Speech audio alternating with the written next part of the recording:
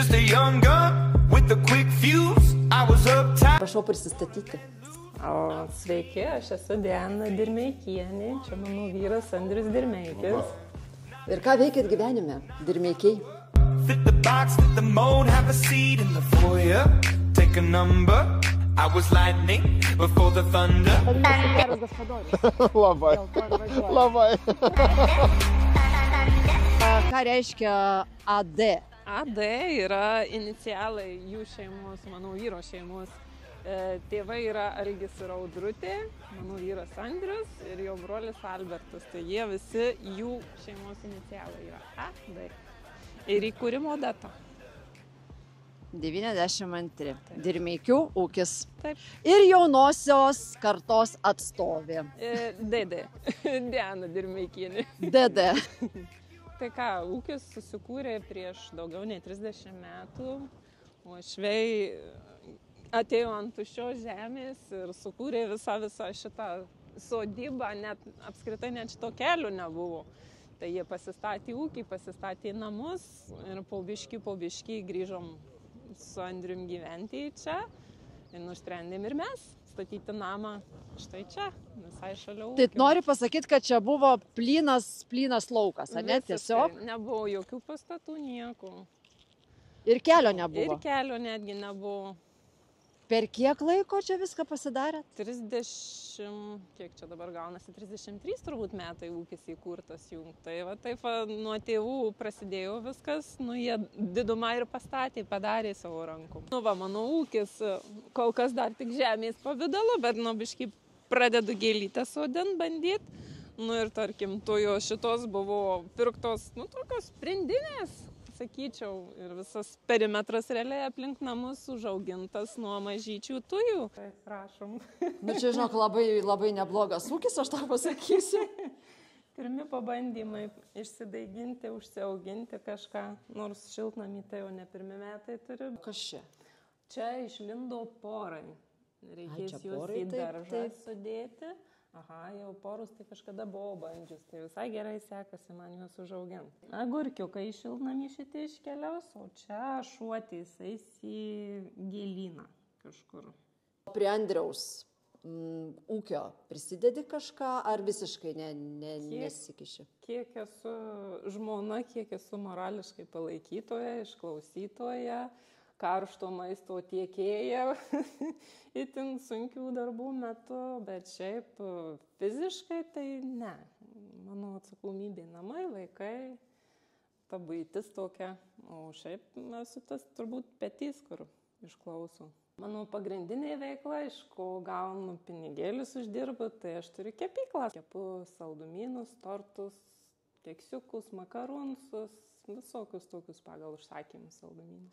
Pati esi iš miesto ar iš kaimo? Aš iš miesto, aš iš Marijampolės esu, gryna Marijampolietė.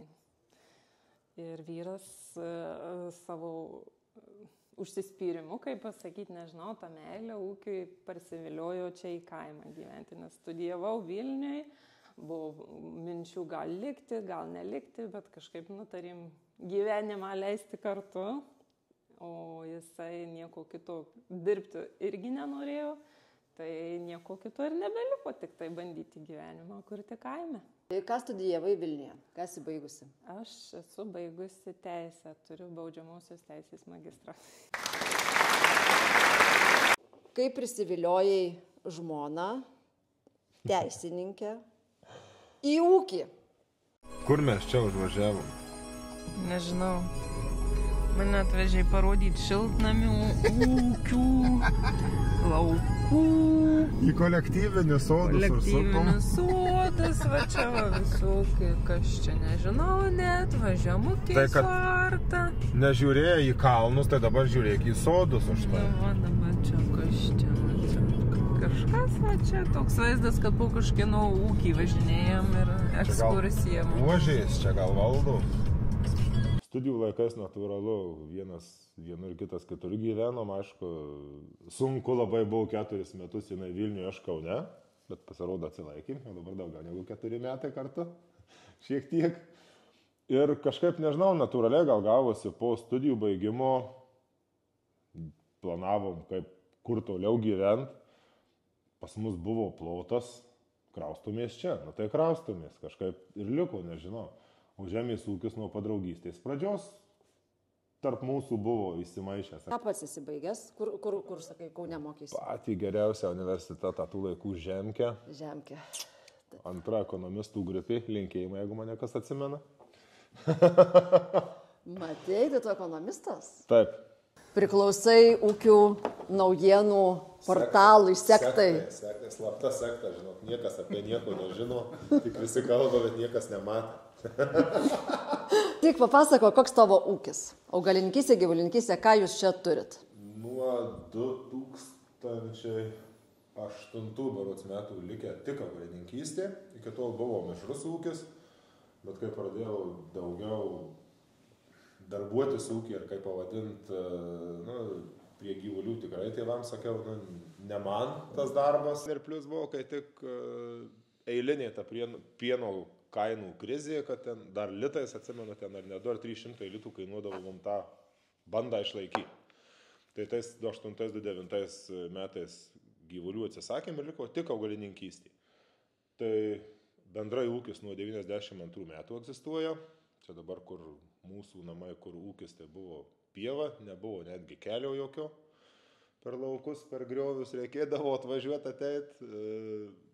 Tai lyg tai atsimenu, jeigu neklystu, kiek tėvai pasako, kelią kažkokią kaip ūkininkų irgi įsikūrimo parama programa buvo, kad padarė savivaldybė kelią ir po truputį pradėjom kurtis. Aišku, buvo sunku tais laikais ir ūkį statyti, ir žemių plotus didinti, ir kažką, sudėtinga žiauriai, bet pakol kas, manau, dėka tėvo atsispyrimo turim tikrai daug. Aišku, niekada žmogui neužteks, bet mažiau turi, mažiau reikia. O dabar, sakau, likę tik augalininkystė, dar šiek tiek simboliškai pervežimo verslų užsiimam. Ne sezono metu, nes per darbymetį patį, tai ir namie veiklos užtenka sočiai. Darbuojamės pakol kas 3, aš tėvas ir brolius. Kartais gal dar 2 rankos praverstų per javapjūtę, bet pakol kas išsiverčia. O tu prisidedi prie žmonos verslo, kur turi savo saldumynų gamybą? Dirbu kurjeriu, išnešu šiukšles, likučius sutvarkau, suvalgau. Aš turiu tokį gyvybės langelį, atsidarau ir ateina, turi tas kanalas. Būna patogu, duoda likučių, parnešt namo, eini va pro laukus, dairaisi, kaip rapsai, kaip kviečiai auga, valgai tortą savo. O, gyvenimas, svajoji, ne gyvenimas. Šokoladė. Prašom, į sekantį kaimą ateinam. Čia yra vienas kaimas, Senkiškių kaimas, o čia jau yra naujieji Gižai, nors gatvė tai ta pati. Vienu žodžiu, per keliuką skirias kaimas, taip? Taip, svarbu rajonas nesiskiria. Einam į ūkį ir einam į mano kepyklą, viskas viename.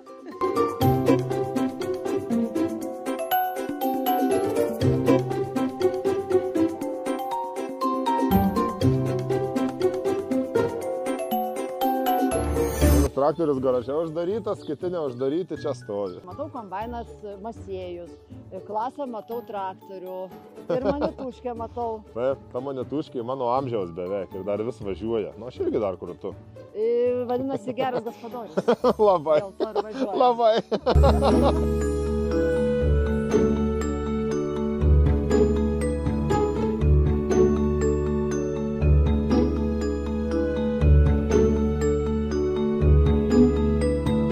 Vaikinai yra prie gyvybės langelių. Suvaršiam tilptume per langelį. Sueitume, kondensuotą pieną išlaktume.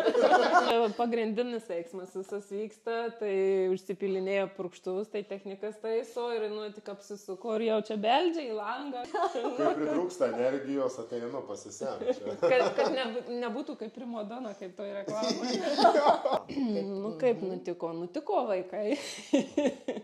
Ne, iš tikrųjų pradėjom gyventi kartu, tai kiekvieną dieną vos labiau pradėjau patik gaminti valgyti. Netikiu. Diana, netikiu. Tiesiog. O aš paklausysiu. Jo, Marčiui nepasisekė, nes valgyt gamina pas mane Martynas, o tau žiūri sekas. Nu, tau kažkaip per daug gerai sekas, aš žiūriu, bet nesvarbu. Nu, pradėjau daryti gaminti valgyti visaip, visokius ne tik saldžius dalykus. Nu, vyras, kadangi mėgsta viską, kai sakau visą valgys, saldumynus taip pat irgi nespjauna į juos, tai pradėjau daryti saldumynus. Tai čia jau ir tau pasisekė, žiūriu, jeigu jisai viską valgantis. Taip. Viską. Ypač kas žmonos gaminti. Nu, ir pradėjau visokius pabandyti, tai tą pabandyti, tai aną pabandyti. Nu, ir kaip visi į socialinius tinklus reikia viską įsikelt, nuotraukėlės ir taip toliau. Ir pradėjau po truputį draugai klausinėti, gal pagamintum, gal iškeptum, man reikia tortuko. Nu, ir taip paubiški pradėjau kepti.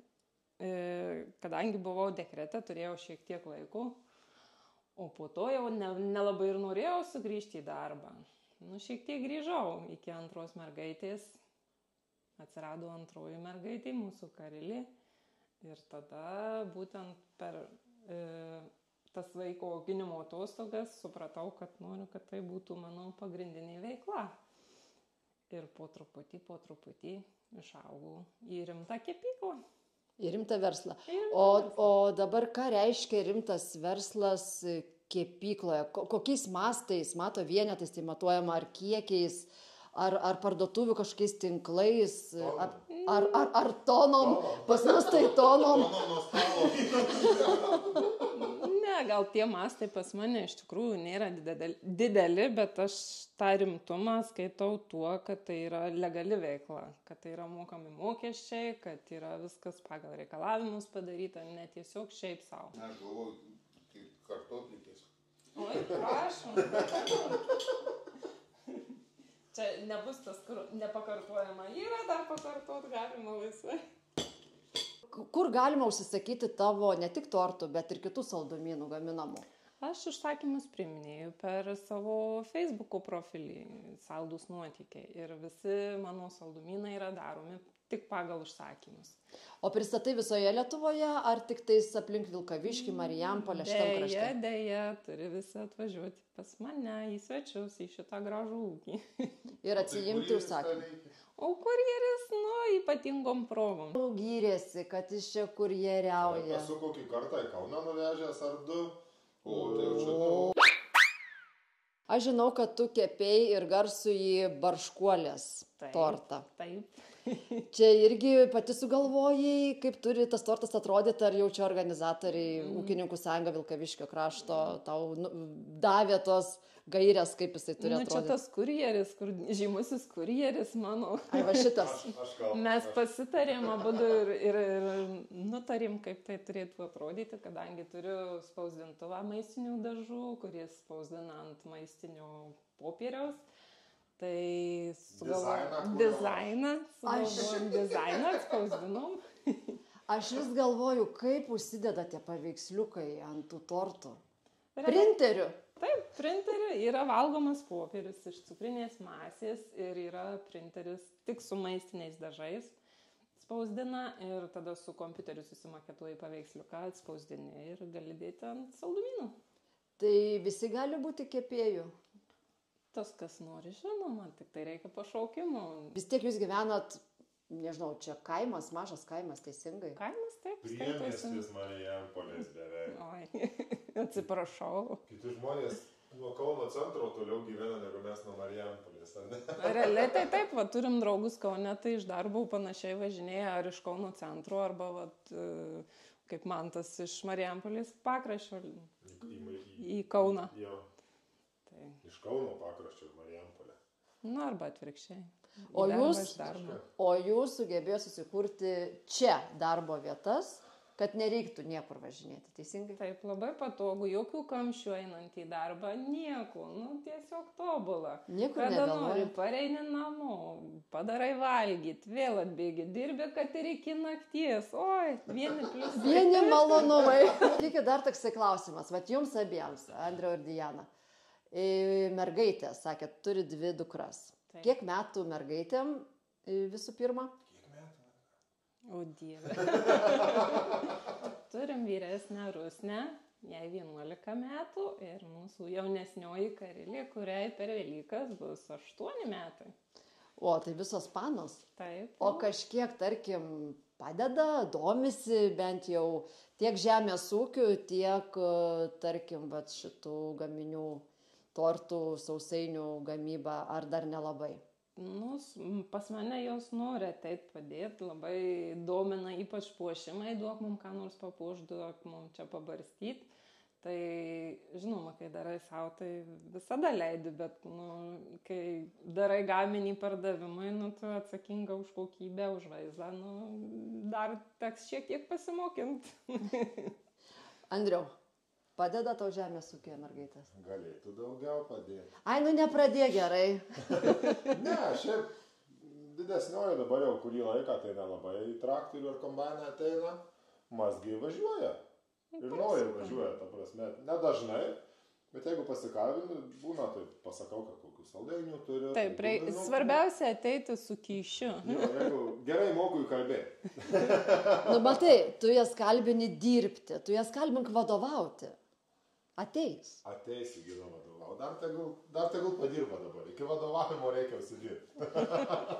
Aš kaip sakau, žinai, norint vadovauti, turi prieš tai pats pačiupinėti visus procesus, kad žinotum, ko reikalauti ir kaip tai turėtų veikti, ne? Dabar jų ta stadija, kur nuo akmenų rinkimo pradėjo. Labai gerai. Laiptės karjeros kilti. Žinai, galim, juokas juokais, ne, bet kaip aš sakau, darbas dar nei vieno žmogaus nesugadino, ne? Nes ir ypatingai vaikai, kurie auga žemės ūkyje, tai aš sakau taip, ir mano vaikai patys irgi tą patį sako, niekur kitur tokios patirties galbūt ir negautum, nes žemės ūkyje turi priiminėti sprendimus čia ir dabar ir žinoti dar į priekį, kokius 3 žingsnius būti numatęs. Tai kaip maniškiai, pavyzdžiui, irgi sandėlį, jeigu ten, tarkim, manęs nebūna ir atvažiuoja fūros krautis, mūsų fūros išsikrauti, kitos fūros pasikrauti, sustoja visos į eilę ir sako, būna toks stresas, kaip čia jas greičiau sudėliot ir kaip teisingai sudėliot, kad nestriktų sekantį, žinai, etapai. Tai sako, ohoho, kiek mus ta žemės ūkis, žinai, ruošia gyvenimui ir mokina. Tai vat lygiai tas pats. Ir su jūsų mergaitėm, aš kaip suprantu. Ateis į dieną. Nors jam atvirai nelinkiu žemės ūkį tęsti vaikų. Yra švaresnių ir paprastesnių darbų, kur mažiau galvos skausmų yra tikrai. Bet jų pasirinkimas, manęs irgi niekas nevertė ūkininkauti. Jo, va čia vėl grįžtam prie labai tokios įdomios ir aktualios temos. Be abejo, čia gal žinai daugiau ne tai, kad nelinkim būti ūkininkais, o gal nelinkim tiesiog sunkaus darbo, ne? Tarkim, sunkesnio kažkokio. Bet jeigu traukia širdis, žinai, bet aš esu tas pavyzdys, ne, kur tėvai irgi visą laiką linkėjo to lengvo darbo su tušinuku ir mane įsiuntė gyventi ir dirbti į miestą. Ir taip. Ir prievartą grinai, ne? Aš tą jaučiau, žinok, nuo pat vaikystės. Jo, aš tą jaučiau, kad aš esu kaimo vaikas, bet, tėvai pasakė, jie žino geriau ir viskas tvarkoja. Ir gyvenau, ir dirbau, bet kai tik pasitaikė momentas grįžti atgal į kaimą, aš visom 4 parlėkiau, parskridau. Nes, jeigu tai yra tavo, tu jauti, kur tavo. Vat ir viskas. Ir jeigu irgi, lygiai taip pat ir mano vaikai, jeigu jie jaus, kad čia yra jų, viskas, prašom. Tai va tam ir esam mes, kad padarytume maksimaliai tos ūkius geresniais, inovatyvesniais, kiek įmanoma, kad galėtume tą politinę situaciją kažkiek įtakoti, kad tie ūkiai greičiau augtų, lengviau galėtų įsisavinti visas inovacijas ir kad būtų paprasčiau dirbti, ne? Stengtis reikia visada tobulėti vietoj, bet kurioje veikloje, bet ką darant, vietoje negali stovėti. Turi didesniais, mažesniais žingsniais, bet tobulėti reikia.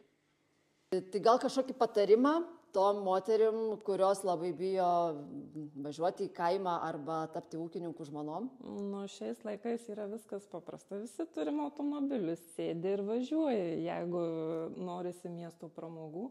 Mes, pavyzdžiui, su Andrium net kažkuriuo etapu gyvenimo juokėmės, kad mums Kaune reikėtų išsinuomoti butą žiemos metu, nes važiuojam pas draugus į Kauną. Tai tiesiog reikia sėsti ir važiuoti, nebijot. Tie atstumai šiais laikais yra nebėda. Ką influencerius? Gadus to jokio, kad influencerius kitus važiuot. Nerealus kelias. Va, Kaip vadinasi? viršis perėja. Dar dabar bandau atsikabinėti. Nerealu. Labai dėkingoje padėtyje gyvenom iki Vilkaviškio ir iki Marijampolės. Čia 10-15 minučių. Nu, tai tiesiog prireikė kažko, sėdai, nuvažiavai, apsipirkai ir viską turi. Viskas pasiekiama.